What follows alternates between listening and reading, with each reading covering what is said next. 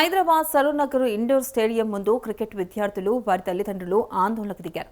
3 నెలలుగా summer coaching camp కొనసాగుతున్నా ఇప్పటివరకు regular cricket కోచ్ను నియమించకపోవడంపై తల్లిదండ్రులు తీవ్ర ఆగ్రహం వ్యక్తం చేశారు. రోజు స్టేడియానికి వస్తున్న తమ పిల్లలకు సరైన మార్గదర్శకత్వం లేకుండా పోయిందని ఆవేదన వ్యక్తం చేశారు.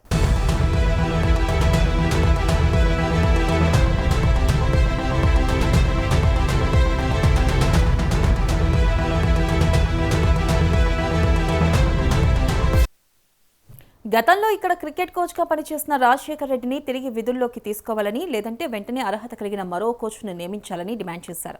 సమస్యను పలుమార్లు అధికారుల దృష్టికి తీసుకెళ్లినా స్పందన లేకపోవడంతో ధర్నాకు దిగాల్సి వచ్చిందని తెలిపారు. ఇక చిన్న వయసు నుంచే నాణ్యమైన శిక్షణ అందితే తమ పిల్లలు భవిష్యత్తులో రాష్ట్ర, జాతీయ స్థాయిలో రాణిస్తారని తల్లిదండ్రులు ఆశాభావం వ్యక్తం చేశారు.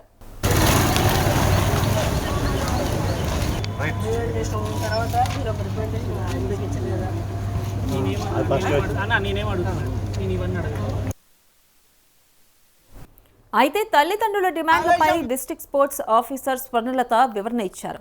గతంలో పనిచేసిన కోచ్ రాజశేఖర్ రెడ్డిపై తల్లిదండ్రుల నుంచి డబ్బులు తీసుకుంటున్నారనే ఆరోపణలు రావడంతో మహబూబ్ నగర్ కు బదిలీ చేశామని, ఆయన్ను తిరిగి తీసుకోవడం సాధ్యం కాదని స్పష్టం చేశారు. ప్రస్తుతం స్టేడియంలో క్రికెట్ శిక్షణ తీసుకుంటున్న వారు 150 మంది కాదని, కేవలం 30 మంది మాత్రమే ఉన్నారని తెలిపారు. ప్రస్తుతానికి సీనియర్ విద్యార్థితోనే వారికి ప్రాక్టీస్ చేస్తున్నామని చెప్పారు.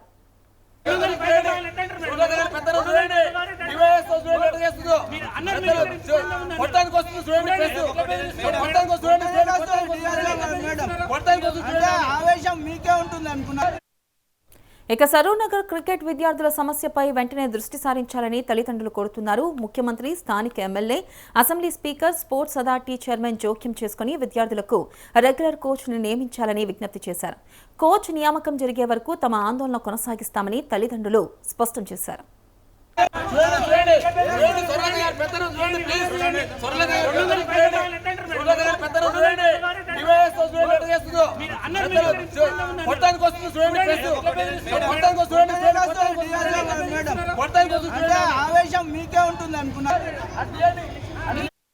ఇవాళ ఉదయం పూటనే ముఖ్యమంత్రి రేవంత్ రెడ్డి గారికి, అదేవిధంగా స్పోర్ట్స్ మినిస్టర్ వాకర్ శ్రీహరి గారికి, అదేవిధంగా షాప్ చైర్మన్ గా పనిచేసిన శివసేన రెడ్డి గారికి ఒక విన్నపం చేస్తా ఉన్నాం. విద్యార్థుల తరపున, విద్యార్థుల పేరెంట్స్ తరపున, క్రికెట్ సంబంధించిన కోచ్ సరూర్ నగర్ స్టేడియం తరపున మరి అలా 3 నెలలుగా సమ్మర్ కోచింగ్ అయిపోయినప్పటి నుంచి క్రికెట్ కోచ్ కావాలని ఇక్కడ ఉన్నటువంటి క్రికెట్ నేర్చుకునే విద్యార్థులు వారి యొక్క పేరెంట్స్ అడుగుతా ఉంటే కూడా డివైఎస్ఓగా పనిచేస్తున్న స్వర్ణలత ఇన్ఛార్జ్ గా ఉన్నారు.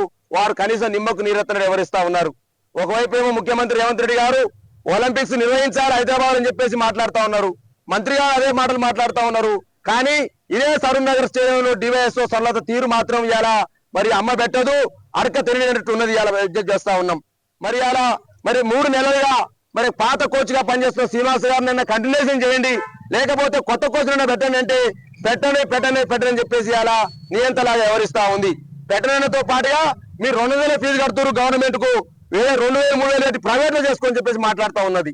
ముఖ్యమంత్రి గారేమో గవర్నమెంట్ లో చేరండి, ఒలింపిక్స్ సిద్ధంగా అని చెప్పేసి మాట్లాడుతూ ఉన్నారు. కానీ ఇక్కడ ఉన్నటువంటి డివైఎస్ఓ గారు మాత్రం ఇలా నిరంకుశంగా మీరు పెట్టని బయట చదువుకొని చెప్పేసి, బయట నేర్చుకొని చెప్పేసి మాట్లాడుతూ ఉన్నారు. మరి అలా మీరు అడుగుతా ఉన్నారు ఈ ప్రభుత్వాన్ని. మరి ఈ విద్యార్థులందరూ కూడా క్రికెట్ కోచ్ చేసుకునే పేద విద్యార్థులు, పేరెంట్స్ కూడా ఇక్కడికి వస్తా ఉన్నారు.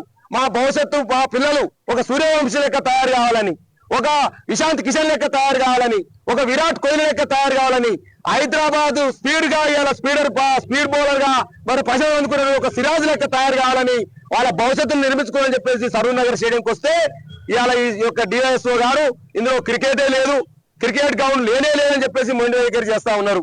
కాబట్టి దీనిపైన మరి ఇప్పుడే మంత్రి గారి వాకర్ శ్రీహరి గారి దృష్టికి ఇప్పుడు ధర్నా కూర్చున్న తర్వాత వారితో ఫోన్ లో మాట్లాడినాం. నిన్న శివసేన రెడ్డి గారు షాప్ చైర్మన్ గారితో మాట్లాడినాం. వాళ్ళు మాట్లాడుతున్నారు తప్ప ఇక్కడ డివైఎస్ఓ గారు మాత్రం ఇక్కడ రావట్లేరు. మేము కోచ్ కావాలని మేమంటే డివైఎస్ఓ స్వర్ణలత గారు మాత్రం పోలీస్ జీప్ తీసుకొస్తా ఉన్నారు. అంటే మీ మీద కేసులు పెడతాం, మీ మీద జైలు పంపుతాం, మిమ్మల్ని అరెస్ట్ చేస్తామని చెప్పి బెదిరింపులు పాల్పడతా ఉన్నారు. దీనికి సాక్ష్యం ఇక్కడ పోలీస్ జీబు.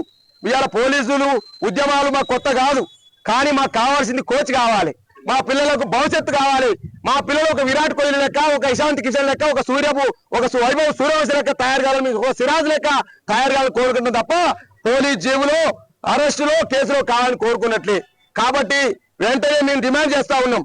మాకు వెంటనే పాత కోచ్గా ఉన్న శ్రీనివాసును కొనసాగిస్తారా, లేకపోతే కొత్త కోచ్ని ఏర్పాటు చేస్తారా?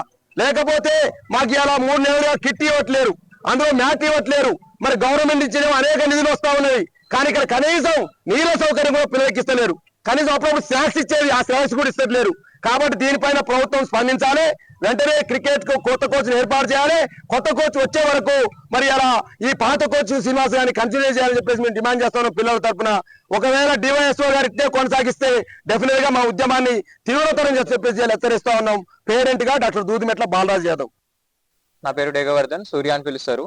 నేను ఇక్కడ సరూర్ నగర్ ఇండోర్ స్టేడియంలో గత 7 సంవత్సరాల నుంచి కోచింగ్ తీసుకుంటున్నా. ఇప్పుడు ప్రస్తుతం 3 నెలలుగా మాకు కోచ్ లేరు. ఎప్పుడైతే రాజశేఖర్ సార్ సమ్మర్ క్యాంప్ తర్వాత ప్రమోషన్ వచ్చి మహబూబ్ నగర్కి వెళ్ళినారు, అప్పటి నుంచి ఇక్కడ కోచ్ లేకపోవడం మాకు చాలా బాధాకరం. అలానే మాకు చాలా లాస్ అవుతుంది. ఎందుకంటే ఎప్పుడు మాకు సెలెక్షన్స్ ఉన్నాయి, ఎప్పుడు మాకు ఏ కౌన్సిల్ సెలెక్షన్స్ ఉన్నాయని ఎవరు మాకు ఇన్ఫార్మ్ చేయరు.